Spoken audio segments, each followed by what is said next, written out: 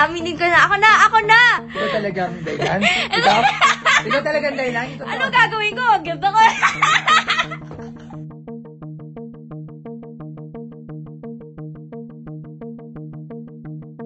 Hindi ikinatuwa ng mga tagahanga ni Catherine Bernardo na ginawa lamang katawa-tawa ng BFF ni Andrea Brillantes na si Bea Bores ang hiwalayang Catherine Bernardo at Daniel Padilla.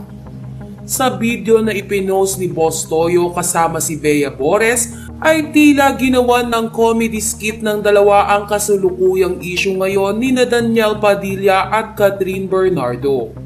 Ayon kay Bea Bores, ako talaga yun. Sige, aminin ko na. Ako na. Anong gagawin ko? Ang ganda ko eh. Caption pa ni Boss Toyo sa naturang post, siya pala ang dahilan. Ang tinutukoy nga ng dalawa ay ang di umano'y dahilan ng hiwalayang Catherine Bernardo at Daniel Padilla. Dahil naman dito ay kaagad na nagkomento ang fans ni Catherine Bernardo sa nasabing video. Ayon sa isang netizen, making fun of others' pain is plain stupid.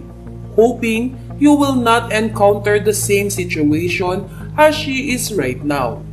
Also, consenting a friend who did wrong is ridiculous. This action speaks so much of what kind of person you are. Saad pa ng isang netizen, parang masaya pa kayo sa nangyari. Kayo talaga yung mga taong papansin. Walang-wala naman kayo sa kalingkingan ni Catherine Bernardo. Kat is a strong person, that is why we love Kat so much. Gayunpaman, wala pang tugon si Bea Bores hinggil sa ginawa niyang pagbibiro sa nangyaring hiwalayang Catherine Bernardo at Daniel Padilla.